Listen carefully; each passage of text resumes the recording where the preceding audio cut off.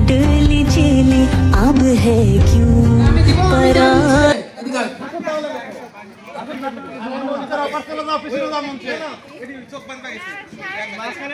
মাঝখানে থাকলে বাঁশি খোঁজা দেখতে পাবে তো। এদিকে আসো, এদিকে যাও। ওই আছে মঞ্চের পিছনে।